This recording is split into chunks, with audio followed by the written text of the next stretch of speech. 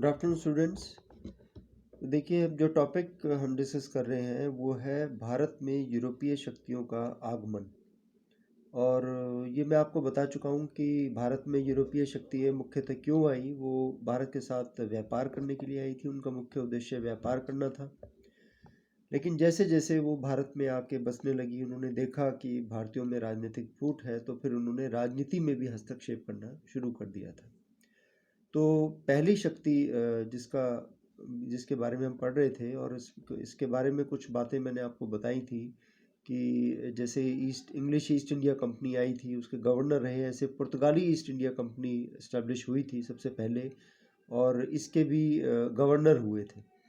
और उसमें मैंने आपको बताया था एक तो फ्रांसिस्को डी अल्मीडा के बारे में, और दूसरा मैं आपको बता रहा था अल्फोंसो डी अल्बुकर्क, जो 1509 से लेके 1515 तक भारत में पुर्तगालियों का गवर्नर बनकर आया था, या वायसराय आप कह सकते हैं। तो देखिए, अल्फोंसो डी अल्बुकर्क को भारत में पुर्तगाली साम्राज्य का वास्तविक संस्थापक कहा जाता है। He was a real founder of the Portuguese empire in India. ये अक्सर ऑब्जेक्टिव टाइप में क्वेश्चन पूछा जाता है। अल्बुकर्क ने 1510 ईस्वी में बीजापुर मतलब कर्नाटका के आसपास के जगह है। बीजापुर का जो भारत में जो बीजापुर का जो शासक था, जिसका नाम था आदिल शाह से उसने अल्बुकर्क ने गोवा को छीन लिया था 1510 में। आप जानते हो कि पुर्तगाली जो है गोवा में रहे अंत तक, 1961 तक वो गोवा में रहे। तो ये बात है 1510 की, कि जब अल्फोंसो डी अल्बुकर्क ने बीजापुर के शासक आदिल शाह से गोवा को छीन लिया था, जो बाद में भारत में पुर्तगाली व्यापारिक केंद्रों की राजधानी भी बन गई थी। ठीक है। अल्बुकर्क ने 1511 में दक्षिण पूर्वी एशिया की एक व्यापारिक मंडी होती थी, जिसका नाम था मलक्का और होर्मुज, इन दोनों पर अधिकार कर लिया था। और इसी के समय में पुर्तगाली भारत में शक्तिशाली नौसैनिक शक्ति के रूप में उभरे थे। मतलब उस समय ये जितने भी यूरोपीय कंपनियां थी, ये इनका जो अस्तित्व था वो किस पर निर्भर था? इनका अस्तित्व था इनकी नौसैनिक शक्ति पर निर्भर। तो उसके नेतृत्व में पुर्तगाली भारत में नौसैनिक शक्ति के रूप में उभरे थे। अच्छा, जब ये अल्बुकर्क का जो समय था, उसी समय भारत में विजयनगर साम्राज्य बहुत शक्तिशाली था। शायद आपने कभी पहले पढ़ा हो 11th में 12th में विजयनगर साम्राज्य के बारे में। तो उस समय जो विजयनगर साम्राज्य का जो शासक था, उसका नाम था कृष्णदेव राय। विजयनगर के शासक कृष्णदेव राय ने पुर्तगालियों को भटकल नामक स्थान पर दुर्ग बनाने की अनुमति प्रदान की थी।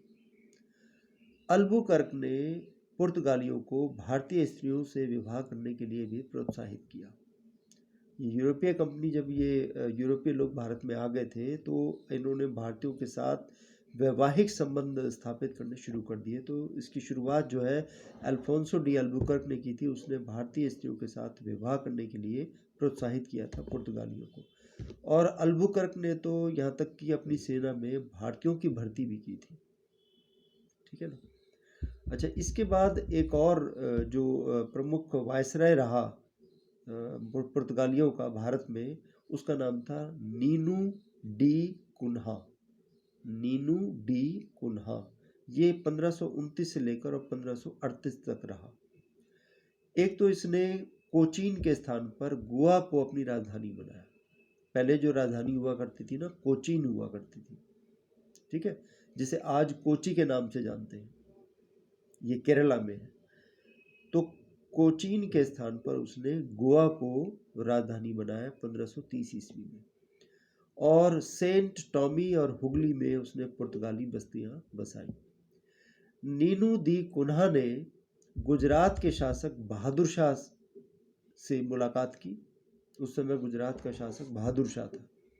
उससे मुलाकात की और उसकी मुलाकात हुई जहाज पर। जहाज पर उसने बहादुर शाह की हत्या कर दी और हत्या करके उसने दीव और बसीन के जो द्वीप थे उन पर भी अधिकार कर लिया। आप जानते हो दीव, दमन, बसीन, इन पर अधिकार कर लिया था।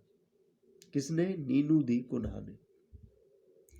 और धीरे धीरे पुर्तगालियों ने हिंद महासागर में होने वाले व्यापार पर अपना एक अधिकार स्थापित कर लिया। यहाँ तक कि उन्होंने कार्टेज की पद्धति भी लागू की। कार्टेज की पद्धति क्या थी? कार्टेज सिस्टम क्या था? ये एक प्रकार का एक लाइसेंस होता था कि यदि कोई किसी भी देश का कोई व्यक्ति अपने जहाज अगर वो एशियाई देशों में भेजना चाहता था तो उसे कार्टेज लेना आवश्यक था, जिसके लिए, यानी कार्टेज मतलब पास लेना आवश्यक था, जिसके लिए उसे निर्धारित शुल्क देना होता था। और उल्लेखनीय है कि उस समय जो भारत का शासक था, मतलब 1556 से लेके 1605 के बीच में जो भारत का शासक रहा अकबर, उसने भी समुद्री व्यापार के लिए कार्टेज सिस्टम को स्वीकार किया था बाद में। ये जो बात हम कर रहे हैं ये तो 1500 लगभग 1529 से 1538 तक की है, लेकिन बाद में अकबर ने भी समुद्री व्यापार के लिए कार्टेज की पद्धति को स्वीकार किया था कि अगर कोई भी किसी भी देश का जहाज अगर वो किसी एशियाई देश में भेजना चाहता है तो उसके लिए उसे पास लेना होगा, कार्टेज, और इसके लिए उसे शुल्क देना होगा।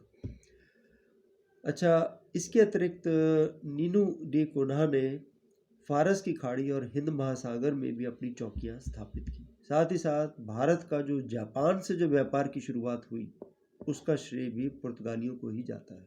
इसकी भी शुरुआत पुर्तगालियों ने ही की थी। और मलाक्का, मनीला जैसे दक्षिण पूर्वी एशियाई देशों से व्यापार के लिए भी पुर्तगाली जो है नागपट्टम बंदरगाह का प्रयोग किया करते थे। ये विशेष रूप से इस नागपट्टम का जो बंदरगाह था वो उसके लिए प्रयुक्त हुआ करता था। बंगाल का जो उस समय शासक था महमूद शाह, उसके द्वारा पुर्तगालियों को चटगांव, सतगांव में व्यापार की अनुमति प्राप्त हो गई। यानी धीरे धीरे पुर्तगाली अपने व्यापार को फैला रहे थे भारत में। और चटगांव के बंदरगाह को पुर्तगाली महान बंदरगाह की संज्ञा दिया करते थे। चिट्टागोंग या चटगांव, चिट्टागोंग भी लिखा जाता है, इसे चटगांव भी लिखा जाता है। और पुर्तगालियों के भारत में आगमन से भारत में तंबाकू, आलू, टमाटर की खेती, साथ ही साथ जहाज निर्माण और प्रिंटिंग प्रेस की शुरुआत हुई। इससे पहले नहीं थी, ये प्रिंटिंग प्रेस वगैरह नहीं थी, तंबाकू की खेती नहीं होती थी, आलू टमाटर की जो खेती नहीं होती थी, ये पुर्तगालियों के आगमन से हुई है।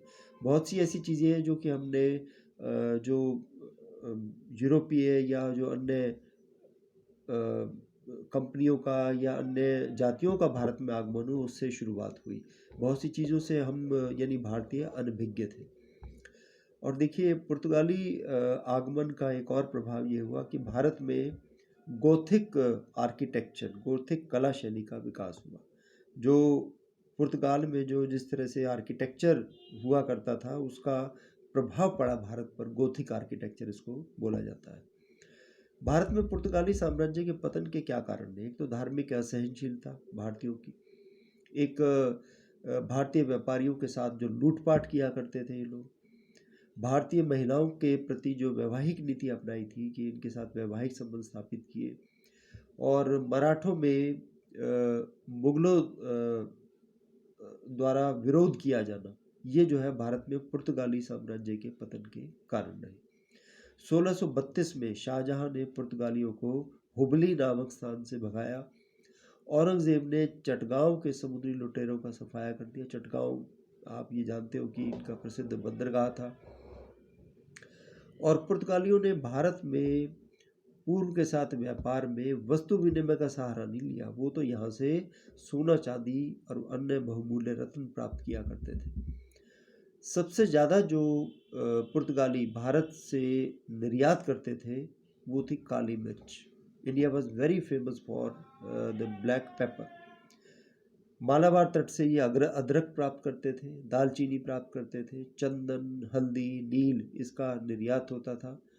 और भारत में से केवल वो काली मिर्च की खरीद के लिए पुर्तगाली प्रति वर्ष 1,70,000 क्रूजेड भारत लाते थे। इतना पैसा लाते थे। क्रूजेड्स उनकी करेंसी हुआ करती थी। क्रूजेडो क्रूजेडो सही जो शब्द है वो है क्रूजेडो, ये उनकी करेंसी हुआ करती थी। और पुर्तगाली गवर्नर अल्फांसो डिसूजा 1542 से लेकर 1545 के बीच में आए थे, और इसके साथ में एक प्रसिद्ध जेसुइट सेंट भी आया था जिनका नाम था फ्रांसिस जेवियर। और पुर्तगाली जो है गोवा दीव दमन पर 1961 तक शासन करते रहे।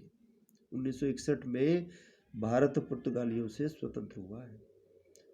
बाकी जो डच ईस्ट इंडिया कंपनी और फ्रांसीसी east India company, English east India company, उसके बारे में हम अगली क्लास में पढ़ेंगे। Thank you.